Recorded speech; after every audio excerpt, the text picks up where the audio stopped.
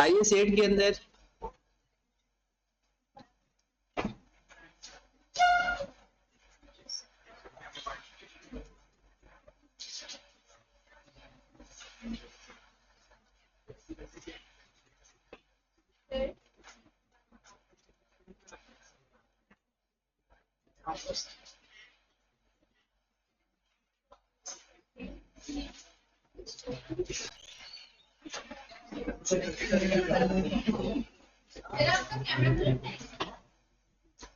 Sorry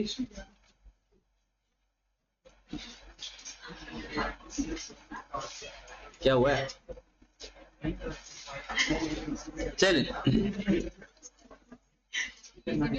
जरा खामोश हो। सबसे पहले selecting and applying accounting policy में पेपर में क्या चीज आ सकती है? पहले जब एमसीक्यूज नहीं थे तो क्वेश्चन आ सकता था, अब एमसीक्यूज है तो फिर क्वेश्चन के चांसेस कम है, एमसीक्यूज में कवर होगा।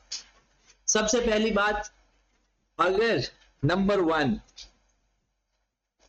IFRS या IAS एक ही बात है, अगर गाइड कर दे कि अकाउंटिंग पॉलिसी ये होनी चाहिए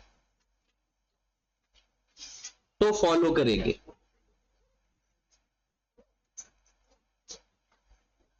अगर स्टैंडर्ड किसी स्टैंडर्ड में अकाउंटिंग पॉलिसी के बारे में बताया हुआ है वही सिलेक्ट कर लेंगे और वही अप्लाई कर देंगे।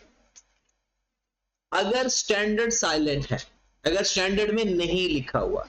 नंबर 2, इफ नॉट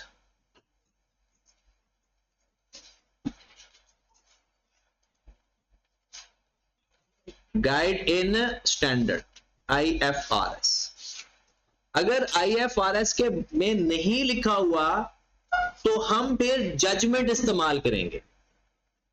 हम क्या इस्तेमाल, वो एंटिटी जजमेंट इस्तेमाल करेगी, प्रोफेशनल जजमेंट, कि इस मामले के लिए कौन सी चीज बेस्ट होनी चाहिए। तो फिर प्रोफेशनल जजमेंट इस्तेमाल की जाएगी।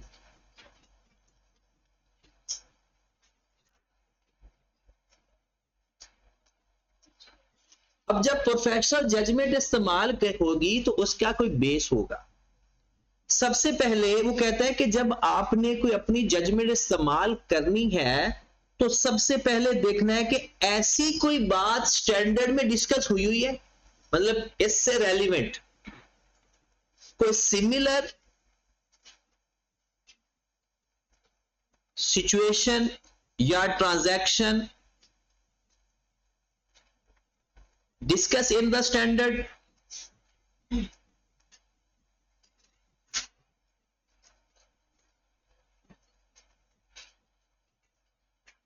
कि ऐसी कोई बात स्टैंडर्ड में डिस्कस हुई है पहले। नंबर 2, क्या कोई इसकी गाइडेंस कॉन्सेप्चुअल फ्रेमवर्क में है।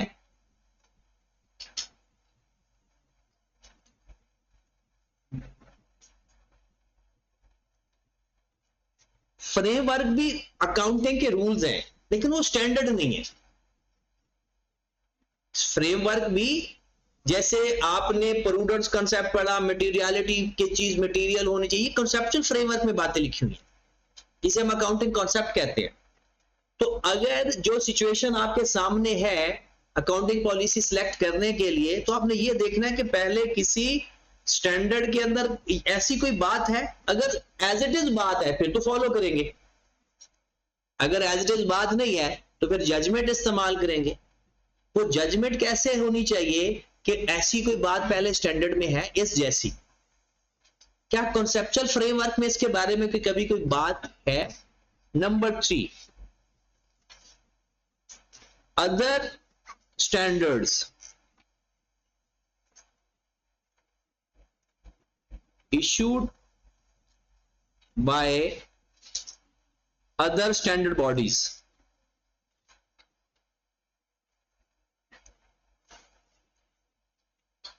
इसका मतलब क्या है? एक तो है ना IFRS, international financial accounting standard, इसके अलावा यूएस गैप भी है, ये भी स्टैंडर्ड है जो अमेरिका में इस्तेमाल होते हैं। अमेरिका में IFRS इस्तेमाल नहीं होते, वहां पर यूएस गैप स्टैंडर्ड का नाम है। इसी तरह चाइना के अंदर अपने स्टैंडर्ड है, इंडिया के अंदर इवन के IFRS इस्तेमाल नहीं होता।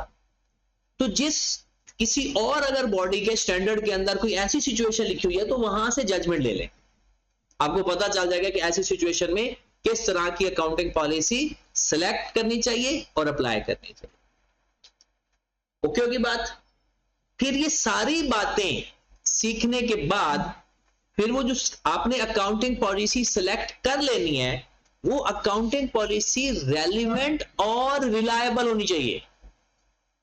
वो अकाउंटिंग पॉलिसी रेलिवेंट और रिलायबल होनी चाहिए। रेलिवेंट किसकी होनी चाहिए? जिस मकसद के लिए आप काम कर रहे हो। Relevant the user of the financial statement, relevant to the situation.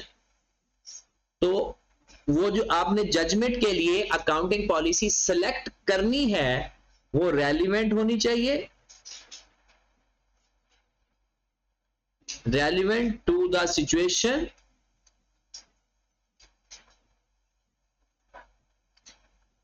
दूसरा वो रिलायबल होनी चाहिए। रेलिवेंट और रिलायबल। अब ये कैसे पता चलेगा कि ये रेलिवेंट और रिलायबिलिटी, किस तरह से पता चलेगा कि ये रेलिवेंट है या रिलायबल है? सबसे पहली बात, फेयर प्रेजेंट हो,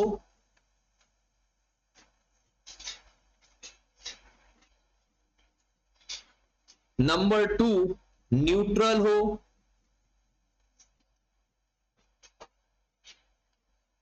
नंबर 3 कंप्लीट हो,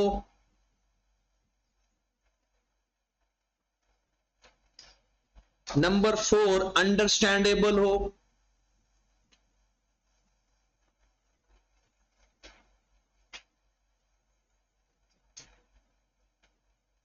बाकी फेयर प्रेजेंट हो, अनबायस्ड मतलब न्यूट्रल हो, हर तरह से कंप्लीट हो और अंडरस्टैंडेबल भी हो। एक दो और भी कैरेक्टरिस्टिक्स हैं, वो जब बुक पढ़ेंगे उसके साथ में आपको बता देता हूं। ये है applying and selecting accounting policies में टोटल बातें। पहली बात, कब सिलेक्ट कर और अप्लाई करना है। अगर स्टैंडर्ड ने कह दिया तो उसको फॉलो करेंगे, अगर स्टैंडर्ड ने नहीं कहा तो जजमेंट इस्तेमाल करेंगे। जो जजमेंट इस्तेमाल करेंगे वो रेलिवेंट और रिलायबल होनी चाहिए। रिलायबिलिटी का कैसे पता चलेगा? न्यूट्रल हो, फेयर प्रेजेंट हो, कंप्लीट हो, अंडरस्टैंडेबल हो, वेरीफाइएबल हो, ये आगे काफी एक दो बातें और भी हैं। और वो जजमेंट बेस किस पे करनी चाहिए? Similar situation discussed in the standard, या similar situation discuss in the conceptual framework, या अदर स्टैंडर्ड के अंदर ऐसी कोई बात हुई। एक और सिचुएशन वो भी साथ साथ पढ़ लेते हैं। ये भी IS 8 कहता है। IS 8 कहता है कि, बल्कि वो रेट्रोस्पेक्टिवली के साथ समझाऊंगा, वो रेलिवेंट भी है उसके साथ। अभी जो चीज हमने सीखी मैं आपको बुक से वेरीफाई करवा देता हूं। नहीं नहीं, परेशान हो गए।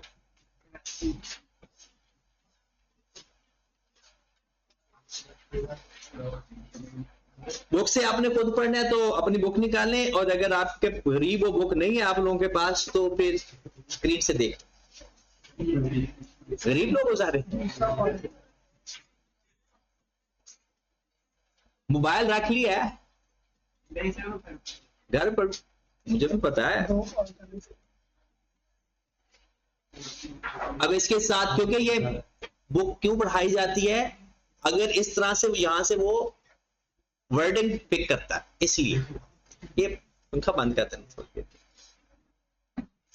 When an IFRS specifically applies to a transaction, event या condition, अगर IFRS स्पेसिफिकली कह दे किसी ट्रांजैक्शन, इवेंट या कंडीशन को, the accounting policies applied that shall be determined by applying the IFRS। अगर स्पेसिफिकली IFRS के अंदर लिखा हुआ है फिर वही अप्लाई होगा, IFRS ही अप्लाई होगा।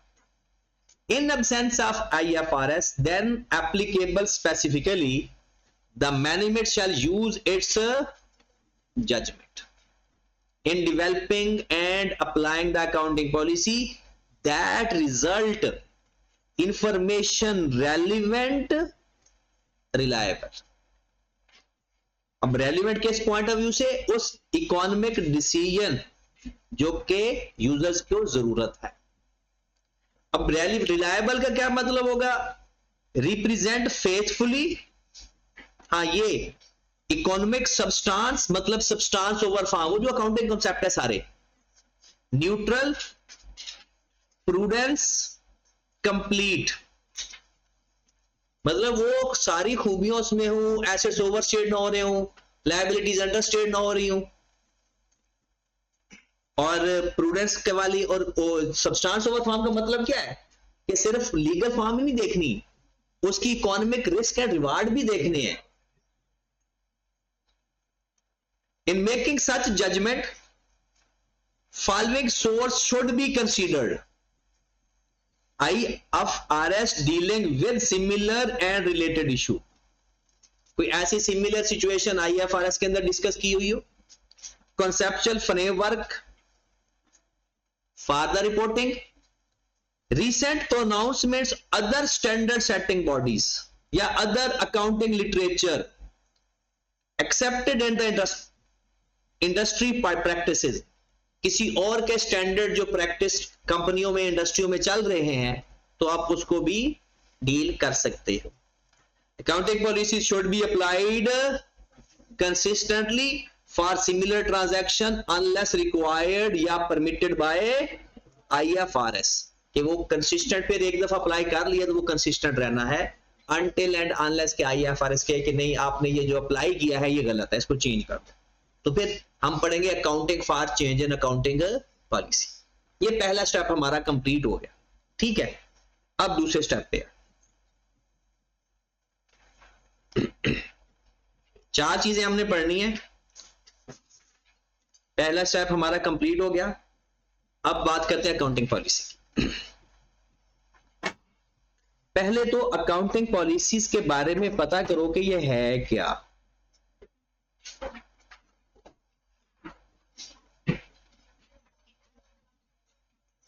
अकाउंटिंग पॉलिसी का मतलब है जिसकी बेस के ऊपर आप फाइनेंशियल स्टेटमेंट बनाते हो। अकाउंटिंग पॉलिसीज क्या होते हैं? रूल्स, कुछ assumptions, methods, जिसकी बेस कन्वेंशंस, कन्वेंशंस भी रूल्स को कहते हैं, पॉलिसीज को कहते हैं, जिसको बेस बनाकर आप अपनी स्टेटमेंट ऑफ फाइनेंशियल स्टेटमेंट को प्रिपेयर करते हो। फाइनेंशियल स्टेटमेंट को प्रिपेयर करते हो, उसे बोलेंगे अकाउंटिंग पॉलिसीज। अकाउंटिंग पॉलिसीज तीन तरह से आप जज कर सकते हो, क्योंकि पेपर में यह भी सवाल आएगा कि बताओ ये अकाउंटिंग पॉलिसी है, अकाउंटिंग एस्टिमेट है। Number 1 measurement base. मैंने ये पहले इसलिए लिखा क्योंकि इसके बारे में आप सब जानते हो। मेजरमेंट बेस मतलब अगर आप अकाउंटिंग में कोई मेजरमेंट बेस इस्तेमाल कर रहे हो ना, मेजरमेंट बेस क्या है भला? कॉस्ट मॉडल या fair value model, cost model या रीवैल्यूएशन मॉडल, फाइफो मेथड या वेटेड एवरेज मेथड, ये सारे क्या हैं? Measurement base. कि अगर आप अपनी अकाउंटिंग के अंदर जो मेजरमेंट बेस इस्तेमाल करते हो, अगर वो चेंज होंगे, वो अकाउंटिंग पॉलिसीज हैं बेसिकली। अब इसमें क्या क्या आ सकता है? कॉस्ट मॉडल या fair value model, revaluation model select करना, ये सारे अकाउंटिंग मेजरमेंट बेस होते हैं। अगर किसी भी स्टैंडर्ड की मेजरमेंट बेस की बात होगी, समझो वो अकाउंटिंग पॉलिसी की बात हो रही है। Number 2 recognition base,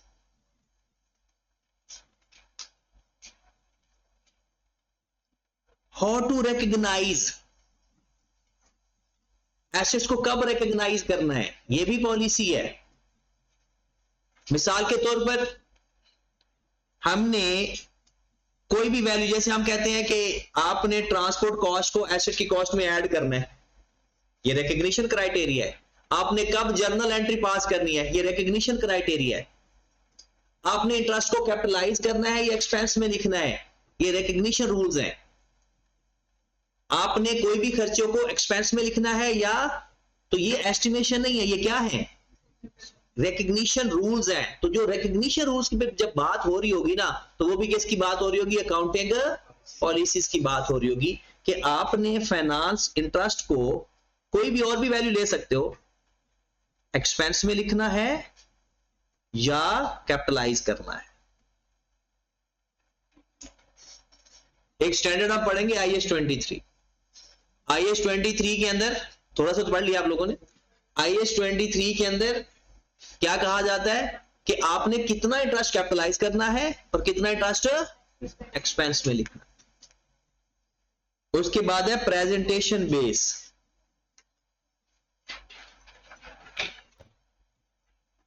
accounting policy में तीन चीजें, मेजरमेंट देखी जाती है, अगर मेजरमेंट रूल्स हैं तो अकाउंटिंग पॉलिसी है, रिकॉग्निशन रूल्स हैं तो अकाउंटिंग पॉलिसीज है, और अगर प्रेजेंटेशन रूल्स हैं तो भी अकाउंटिंग पॉलिसी। ये प्रेजेंटेशन का क्या चक्कर है, गवर्नमेंट ग्रांट पड़ा हुआ है, गवर्नमेंट ग्रांट में सेपरेटली रिकॉग्नाइज करना है या ये डिफरेंट मेथड ऑफ प्रेजेंटेशन है।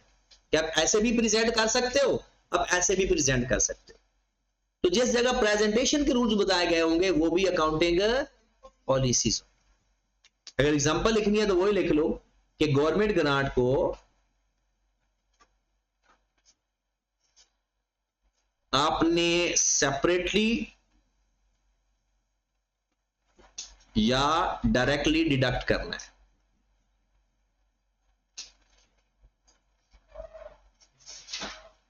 ठीक होगी बात। अकाउंटिंग पॉलिसीज, ये पता, हम अभी सवाल पढ़ेंगे ना तो वहां से पहले ये जज करना है कि ये अकाउंटिंग पॉलिसीज है भी सही या नहीं।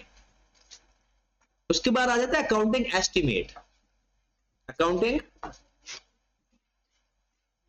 ये खत्म नहीं हुआ, इसकी थ्योरी खत्म हुई है।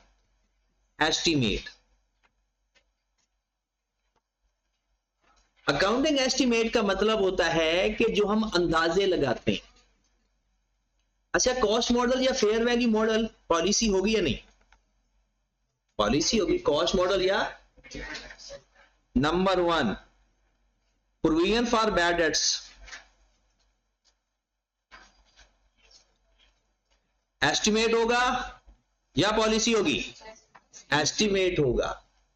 Number 2 inventory measured at lower of cost and NRV,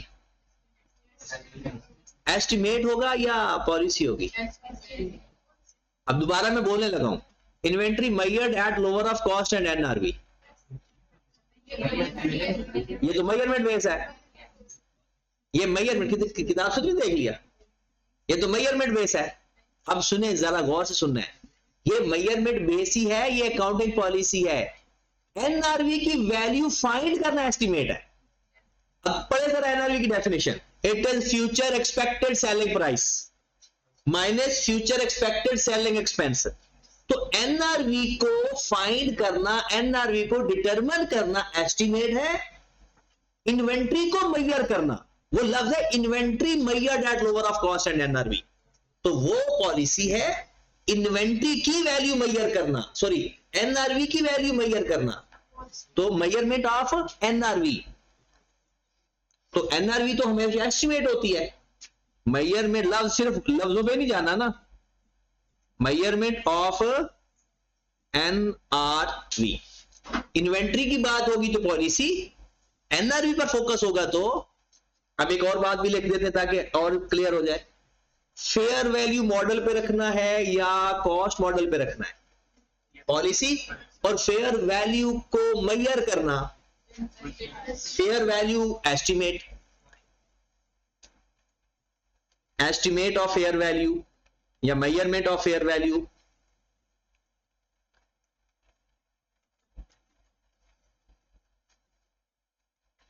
फिर वो आप लोग जिसके बारे में जानते हो, लाइफ चेंज करना, मेथड चेंज करना, रेसिडुअल वैल्यू चेंज करना, ये एक ही लाइन में लिख देते हैं। मेथड ऑफ डेप्रिसिएशन, उसके बाद यूजफुल लाइफ, रेसिडुअल वैल्यू।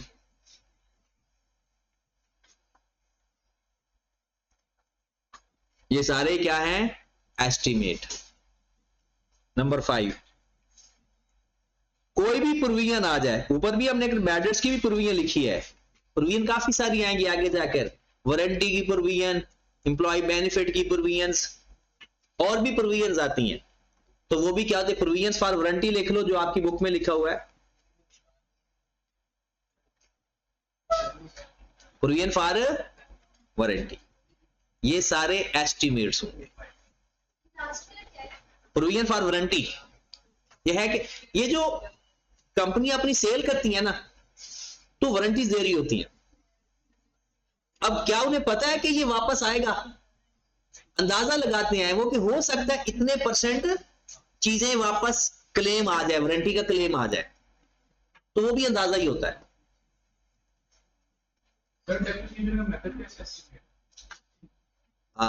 अच्छा चले, आपने छेड़ दिया तो फिर बता देता हूं, वैसे तो नहीं बताना था। एक जगह पर बहस हो रही थी कि मेथड ऑफ डेप्रिसिएशन, तो मेथड है तो मेथड तो पॉलिसी होती है। मेथड ऑफ डेप्रिसिएशन बेस किस पे करता है ये किसी को नहीं पता होता, जिसकी वजह से फिर वो मसला क्रिएट करते हैं। अगर सिर्फ मेथड की बात करोगे तो वो पॉलिसी होती है, मेथड पॉलिसी ही होता है। लेकिन मैंने लफ्ज क्या इस्तेमाल किया कि सिर्फ लफ्जों पे नहीं जाना, बेस पे जाना है। डेप्रिसिएशन का मेथड पता है किस पे बेस करता है? कि आपने अपना एसेट कैसे इस्तेमाल करना है, उस बेस पर मेथड डिसाइड होता है। मिसाल के तौर पर आप एक गाड़ी लेते हो और आपने ऑफिस में आने जाने के लिए इस्तेमाल करनी है, तो डेप्रिसिएशन का मेथड स्ट्रेट लाइन बेस्ट होगा, क्योंकि ज्यादा यूज नहीं है और फिक्स यूज है। अगर आप उबर पे गाड़ी चलाओगे तो इसका मतलब है मेथड चेंज हो जाएगा। तो आपने कैसे इस्तेमाल करना है, और वो इस्तेमाल किस तरह से मैं इस्तेमाल करूंगा इस चीज को, और वो आप डिफाइन नहीं कर सकते। मिसाल के तौर पर अभी आप एक जॉब करते हो, आपके अपने गाड़ी ले ली, पैसा आ रहा था, गाड़ी ले ली, आपने काम शुरू कर दिया, उन्होंने जॉब से निकाल दिया। अब आपने कहा गाड़ी खर्चे नहीं पूरे, या कोई काम नहीं मेरा, चलो इसको ऊबर पे चला देते हैं, तो अब तो चेंज करना पड़ेगा आपको। तो जो डेप्रिसिएशन है ना, वो बेसिकली क्या है कि how to use the asset, how to use asset. या दूसरी एग्जांपल, डेप्रिसिएशन का मेथड डिसाइड होता है मैं इस प्रोडक्शन से इतना बेनिफिट लूंगा, तो अंदाजा ही है ना, कंफर्म तो नहीं हो सकता कि आपने कितना इकोनॉमिक बेनिफिट जनरेट करना है, उस बेस के ऊपर मेथड डिसाइड होता है। क्योंकि हमने उसको डेप्रिशिएट करना होता है ना, एक्सपेंस में लिखना होता है, तो मैचिंग कॉन्सेप्ट भी पीछे पड़ जाता है हमारे, तो इसलिए ये केस में चला जाता है, एस्टिमेट में चला जाता है, ये मेथड उसमें पॉलिसी में नहीं जाता। ये जो आपका है डेप्रिसिएशन तो बिजनेस एसेट पे जाता है। हाँ, आप ये देखो टैक्स के फायदे नुकसानात, ओ भाई वो बिजनेस वाले आपको डेप्रिसिएशन अलाउ करते हैं, अकाउंटिंग वाले तमाम नॉन करंट एसेट्स के ऊपर डेप्रिसिएशन अप्लाई करते हैं। मतलब कि जितना पर्सनल कार जो आपने भी बात की कि अगर हम उसको उबर पे चलाना तो उसके लिए अलग मेथड इस्तेमाल करेंगे, और अगर अपने ऑफिस की यूज के लिए करना उसके लिए अलग मेथड। नहीं, गाड़ी तो एक ही है ना, गाड़ी तो एक ही है ना, एसेट तो वही है, व्हीकल तो वही है। ये सपोज दैट, एक और एग्जांपल देता हूं, मशीन है हमारे पास, हमने अंदाजा लगाया कि इसका इतना बेनिफिट मिलेगा, हमें मिलना शुरू हो गया, बाद में उस प्रोडक्ट के ऊपर बैन लग गया, लॉकडाउन कोई वजह बनी, इसका मतलब है चेंज तो करना पड़ेगा हमें। How to use the asset उस पर डिपेंड करता है, ठीक है। चले जी, उसके बाद आ जाए प्रायर पीरियड एरर।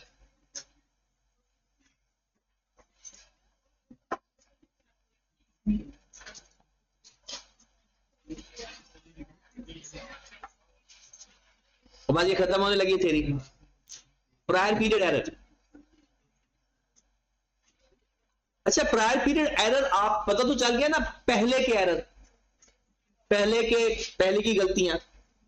अच्छा, वो कहता है कि अगर आपको लगता है कि पहले की गलतियां मटेरियल थी जिसकी वजह से हमारी कोई मसला user of the financial statement के डिसीजन अफेक्ट हो सकते हैं, तो उनकी एडजस्टमेंट करनी है। अगर कोई छोटी मोटी इमटेरियल गलती है ना, तो उसको फिर इस स्टैंडर्ड, ये स्टैंडर्ड कवर नहीं करता। कहता है अगर कुछ जिसकी वजह से users of the financial statement को कोई फर्क नहीं पड़ता, उनके डिसीजन पे कोई असर नहीं आता, वो इग्नोर कर दो या कहीं क्या जैसे मर्जी एडजस्ट कर दो, स्टैंडर्ड कुछ नहीं कहेगा। लेकिन अगर मटेरियल गलतियां, अब उनको फिर स्टैंडर्ड गाइड करता है कि आपने उसको कैसे ठीक करना है।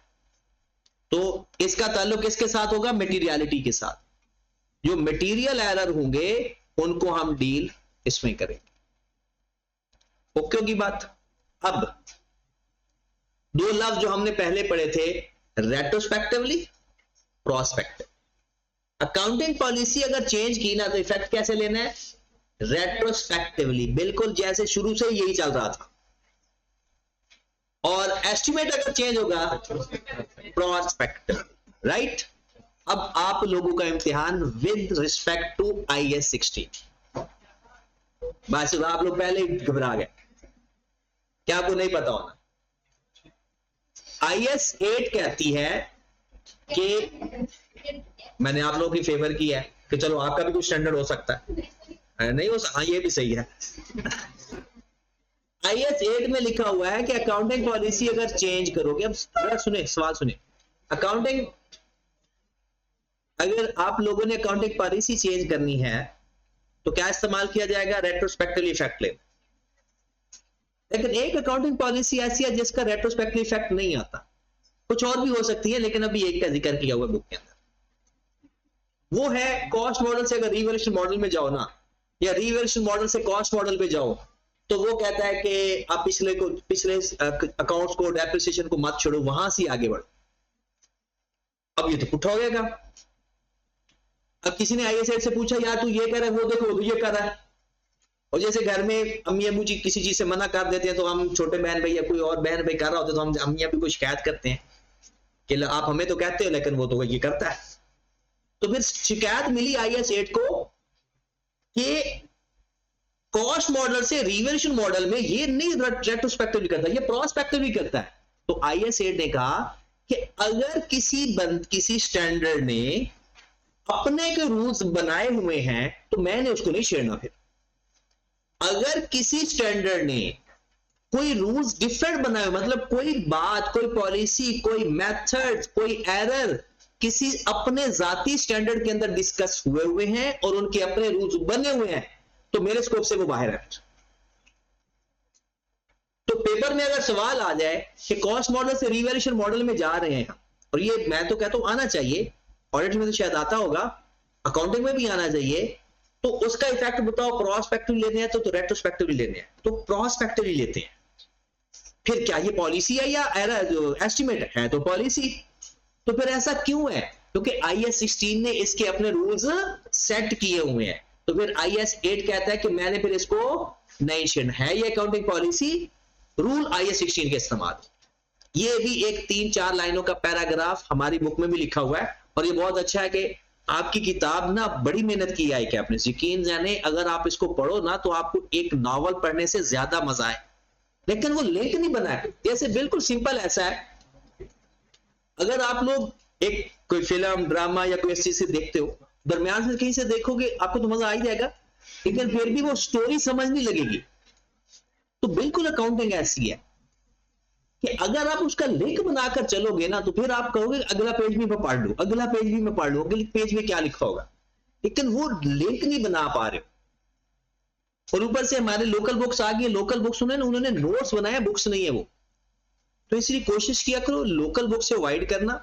आपको मैं पास पेपर पूरे दूंगा और ICAP की किताब, ये 2 सोर्स बेस्ट है प्रिपरेशन के लिए, बेस्ट। इससे बाहर जाने की कोई जरूरत नहीं है, क्योंकि इससे ज्यादा वैसे भी हर जगह यही है, बस उनको नोट्स पता नहीं क्यों बना देते हैं, ICAP ने इतनी मेहनत कर दी है।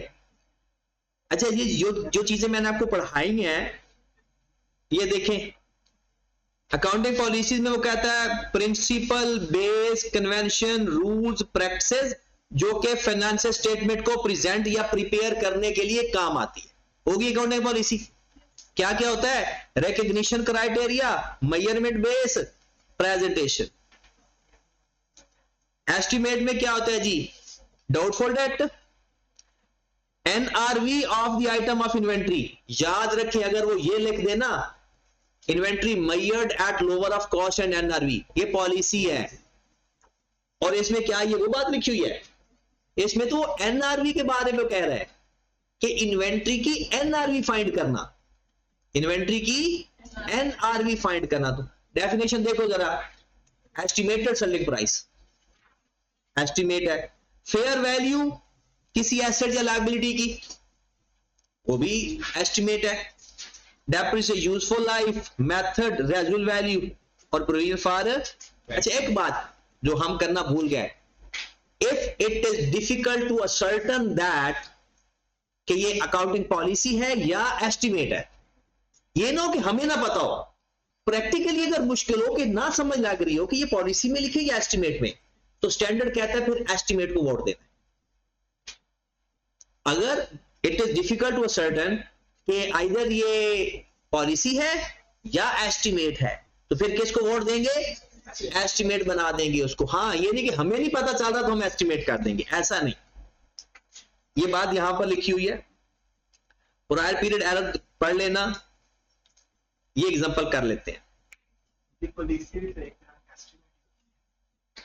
नहीं, मेन क्या है कि एस्टिमेट पॉलिसी जो होता है ना, उसके ऊपर कोई रूल्स होते हैं, कोई बेस होती है, स्टैंडर्ड के अंदर लिखा होता है।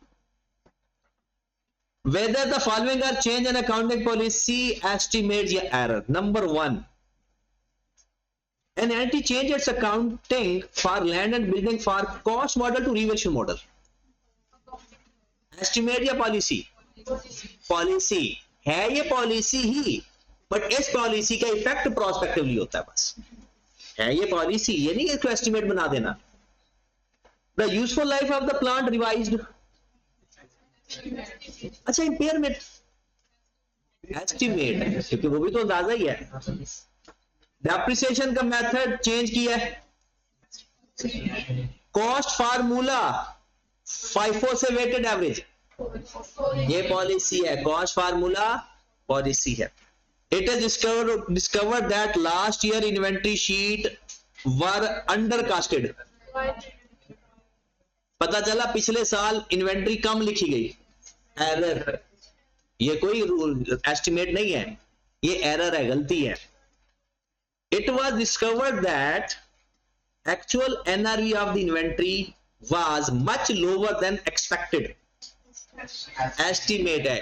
ये भी पॉलिसी ना मान लेना। पॉलिसी क्या है? इन्वेंट्री को मेजर करना है lower of cost and NR. वो कॉस्ट फार्मूला, वो फार्मूला है, cost formula. Presentation change from current asset to non current asset, उसने खुद ही क्या दिया? प्रेजेंटेशन चेंज पॉलिसी है।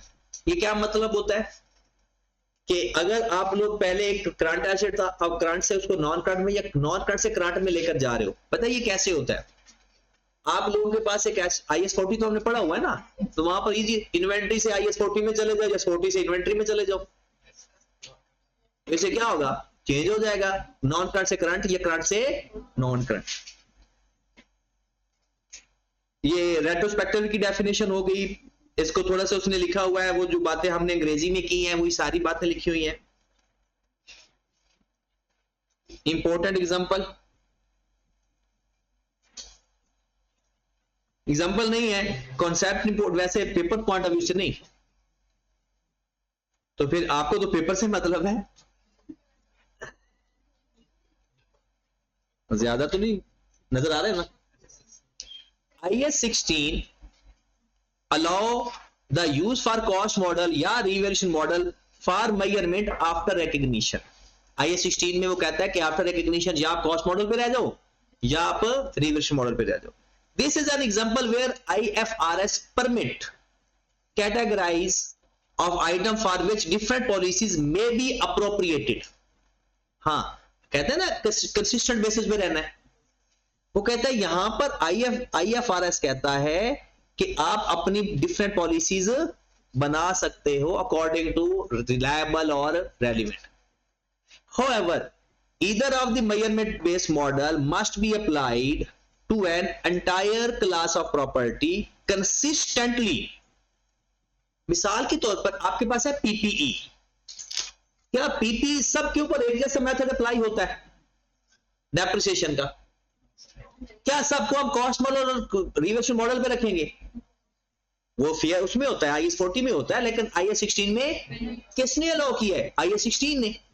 तो यहां पर फिर कंसिस्टेंट पॉलिसी वाला कॉन्सेप्ट अप्लाई नहीं हो रहा. IAS 8 कहता है अकाउंटिंग पॉलिसीज में कंसिस्टेंट रहो, लेकिन यहां पर IAS 16 कहता है कि भाई अगर आपके डिफरेंट PPE हैं तो आपने डिफरेंट, आप किसी को कॉस्ट मॉडल पे रख सकते हो, किसी को रिवर्शन मॉडल पे.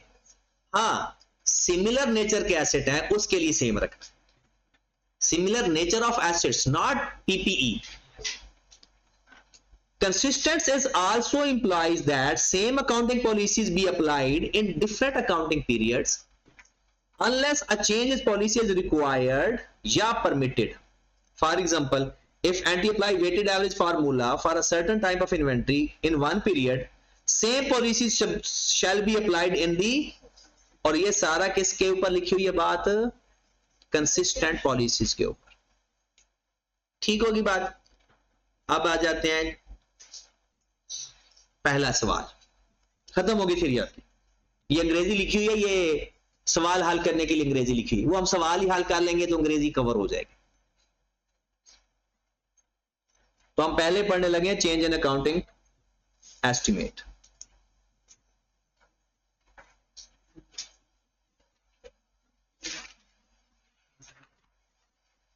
इबादत समझ के पढ़ के आना. जो आज पढ़ा है ना, ये कितने पेज हो गए अगर आपके पास बुक है तो? 2-3 नहीं, इतने भी नहीं है. मैं ही देख लेता हूं. दो, हाँ बस यहां तक हो गया ना. एग्जांपल नंबर 2 तक यहां तक पढ़ लिया हमने सारा ही पिछला. कोई नहीं, मैं वैसे कल यहां बुलाकर पूछ लूंगा चाहे इस पैराग्राफ में क्या पढ़ा था, इस पैराग्राफ में क्या पढ़ा था. वो आसान हो जाता है आपके लिए भी. नियत बनाना आसान हो जाती है.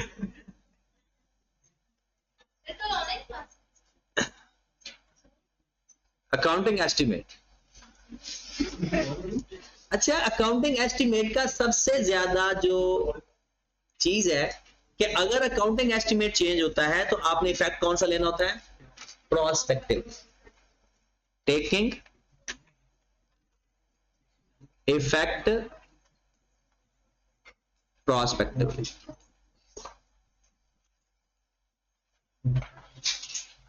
इसमें इंपॉर्टेंट बात बस इतनी ही है. डिस्क्लोजर और नोट्स और एक्सट्रैक्ट वो बाद में हम सब जब सारे पढ़ लेंगे तो उसके साथ एक क्वेश्चन के साथ करेंगे. अभी सिर्फ एक छोटा सा सवाल करते हैं कि मिसाल के तौर पर अब सवाल कराने का भी दिल नहीं कर रहा क्योंकि वो सारे वो PRC वाले सवाल है, बल्कि IAS 16 वाले सेम कोई क्वेश्चन है. कि मिसाल के तौर पर आपके पास कॉस्ट है ₹400,000, रेजिडुअल वैल्यू है 50,000, यूजफुल लाइफ है 10 years. कहता है during 3rd year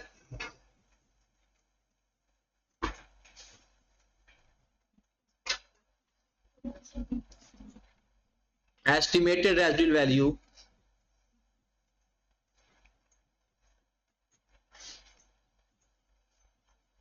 ₹40,000 but no change in useful life. ये चेंज इन एस्टिमेट है. अब अगर हम इसकी अकाउंटिंग करेंगे तो क्या करेंगे? 3rd ईयर में सबसे पहले बुक वैल्यू फाइंड कर लेंगे. उस बुक वैल्यू को कॉस्ट मान के नई रेजिडुअल वैल्यू माइनस कर देंगे और लाइफ तो चेंज ही नहीं हो रही तो डिवाइड बाय रिमेनिंग लाइफ कर देंगे. तो 2 साल की डेप्शन कितनी आ जाएगी?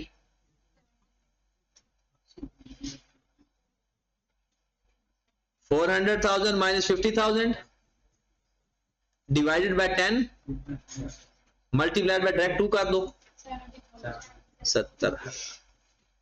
तो तीसरे साल जब हमने चेंज किया तो डेप्रिसिएशन से पहले चेंज ले लेना है, डेप्रिसिएशन से पहले ही चेंज ले लेना है। तो कितनी कॉस्ट है? 4 lakh minus 70,000 is equal to 3। और चौथे साल अगर आपको बुक वैल्यू चाहिए, सॉरी डेप्रिसिएशन चाहिए, तो 3,30,000 माइनस 40,000 डिवाइडेड बाय 8 कितना?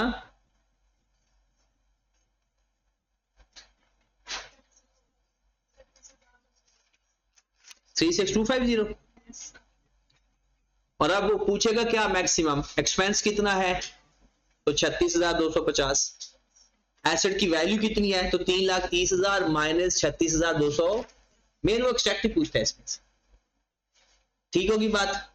चलें जी, अब ये जो 2.5 पेज बनते हैं ये पढ़ के आना, अच्छी तरह तैयार करके आना, और एस्टिमेट वैसे पढ़ लेना, अंग्रेजी अच्छी लिखी हुई है। एग्जांपल नंबर 3 करनी है। यहां तक आपका काम कंप्लीट है।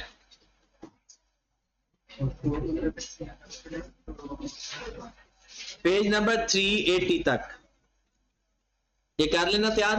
तैयारी करनी है पेपर की, तो कोई चीज रह ना जाए, जो ना समझ लगेगी कल आकर पूछ ले।